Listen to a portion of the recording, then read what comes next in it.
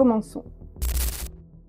Vous avez cette sensation persistante que quelque chose ne tourne pas rond, vous vous sentez coupable sans savoir pourquoi, vous remettez en question vos propres souvenirs. Bienvenue dans le brouillard. Ce brouillard n'est pas un accident de parcours. Dans le monde de la manipulation, la confusion est une arme de précision. C'est l'outil numéro 1 pour saturer votre discernement et vous faire perdre votre boussole intérieure. Aujourd'hui, on décode ce mécanisme pour arrêter d'essayer de résoudre un puzzle dont les pièces ont été volontairement faussées. Pourquoi la confusion est-elle si efficace? Parce qu'un cerveau qui doute est un cerveau qui ne peut pas se défendre. Observez bien, dans n'importe quel système de contrôle, pour neutraliser une cible, on ne l'attaque pas toujours de front. On crée une surcharge d'informations contradictoires. Le manipulateur souffle le chaud et le froid. Il dit une chose et son contraire dans la même phrase. Résultat, vous passez 100% de votre énergie à essayer de le comprendre, pendant que lui prend tranquillement le contrôle de votre réalité. Ce brouillard repose sur 3 piliers spécifiques. L'insécurité permanente.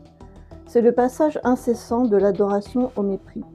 Vous marchez sur des œufs sans jamais savoir ce qui va déclencher le prochain orage. L'inversion des rôles. C'est l'art de vous faire croire que votre réaction à l'agression est le vrai problème. On vous pousse à bout, puis on vous reproche de ne pas savoir rester calme. Le déni de la réalité ou gaslighting. C'est le « je n'ai jamais dit ça » ou « tu imagines des choses ».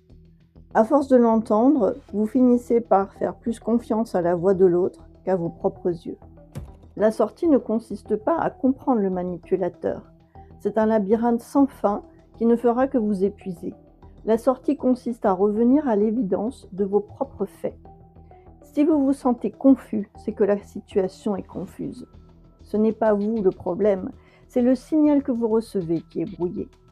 Le premier acte de résistance, c'est de cesser d'argumenter. Acceptez que vous ne recevrez jamais la validation de la part de celui qui a tout intérêt à ce que vous doutiez de vous-même.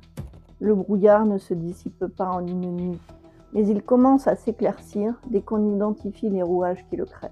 Si vous avez reconnu l'un de ces 3 piliers dans votre quotidien, écrivez simplement le mot « observation » en commentaire. C'est le signe que vous commencez à regarder le mécanisme pour en sortir. C'était Elysia Vance en direct des archives pour Flashpoint Psy. Abonnez-vous pour ne rien rater des analyses prochaines et amener plus de conscience dans votre vie. À bientôt.